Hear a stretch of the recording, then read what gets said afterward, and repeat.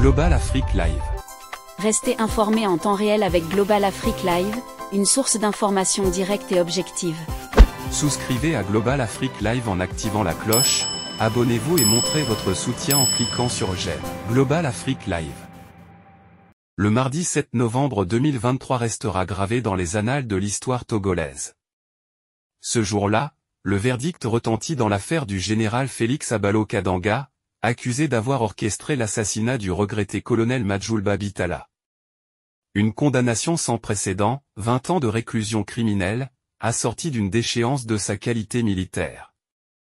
Ce jugement marque un tournant historique dans le parcours tumultueux de l'armée togolaise.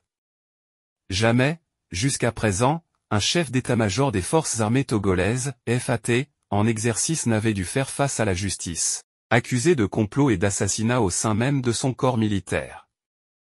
Le général Kadanga, qui détenait le plus haut rang lors du décès tragique du colonel Majulba, a été appréhendé le 12 janvier 2023 sous 3 chefs d'accusation. Lors de son allocution finale, avant que les jurés ne se retirent pour délibérer, le général Kadanga a tout d'abord rendu un hommage empreint d'émotion au colonel Majulba Bitala, qu'il considérait comme son fils. Il exprima le souhait de pouvoir lui offrir un dernier adieu lors de ses funérailles, soulignant le vide laissé par la disparition de ce militaire émérite.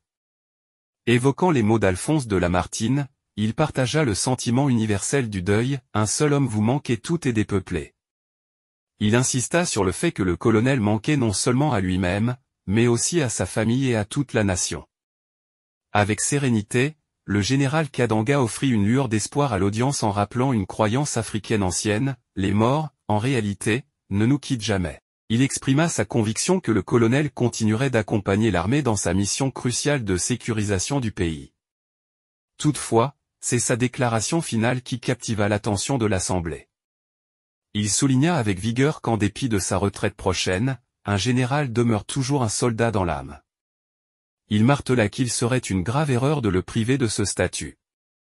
Il fit référence aux évolutions survenues depuis son départ de la tête de l'état-major, dénonçant vigoureusement ce qu'il qualifia de gestion amateur actuelle. Cette remarque provoqua des débats houleux quant à son intention réelle et à son influence potentielle sur le verdict. Le général Félix Abalo-Kadanga reçut une sentence sévère, 20 ans de réclusion criminelle, la peine la plus lourde infligée lors de ce procès. De surcroît, il fut déchu de sa qualité militaire, mettant ainsi un terme définitif à une carrière militaire longue et controversée. Ce procès du général Kadanga marquera un jalon indélébile dans l'histoire du Togo. La condamnation rendue soulève des interrogations fondamentales sur la responsabilité et l'intégrité au sein de l'armée. Le verdict constitue également la fin d'une ère pour un homme qui occupa une place centrale au sein des forces armées togolaises pendant de nombreuses années. Le poids de cette décision pèse sur les épaules du pays tout entier, suscitant réflexion et débat au sein de la nation.